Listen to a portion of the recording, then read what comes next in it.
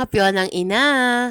Ilang linggo na ngang maulan ang panahon at ilang araw na rin suspended ang klase. At dahil nasa bahay nga ang mga bata, tayo mga nanay walang tigil ng kakaluto. Kasi mayat maya nga nagugutom sila. Ganon din ba sa inyo? Ito nga palang hipon na nakikita nyo ay galing pa sa Rizal. Grabe, sobrang sarap lalo na kapag ginataan. Napakatagal na nga nang nakatikim kami ng hipon mula sa Rizal. Kaya naman talagang sulit yung pagluto ni mother. Kinabukasan nga nagpagamas kami ng paligid. Kasi sabi ni Bunso mukha na daw gubat ang lugar namin. Sobrang tataas na kasi ng damo. Kaya naman nagpagamas na ako. At nagluto ng merienda. Nagluto lang ako ng spaghetti. Kasi kabataan yung pinagamas ko. Mga kaibigan din ng anak ko. Mabuti na lang nung araw na yan, tumigil ang ulan. At sumilip si Haring Araw. At nakatapos sila ng gamasin nila sa paligid namin. At tingnan nyo naman, sobrang aliwalas na siyang tingnan. Wow! At pagkatapos nga ng gamasin nila, bigla nang lumakas ang ulan. Ilang araw na nga suspended ang klase dito sa amin. Kaya naman, ilang araw din naluto ako ng luto. Kasi parang mayat maya nagugutom tong mga bata dito sa amin. Nagluto nga pala ako ng chicken alaki. Ginaya ko lang yung nabibili sa fast food.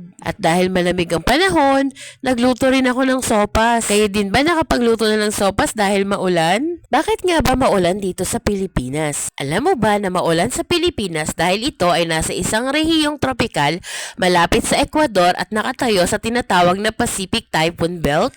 Ang mainit na klima rito ay lumilikha ng maraming singaw ng tubig, habang ang mga hanging amihan at habagat pati na rin ang mga bagyo ay nagdadala ng madalas na pag-ulan.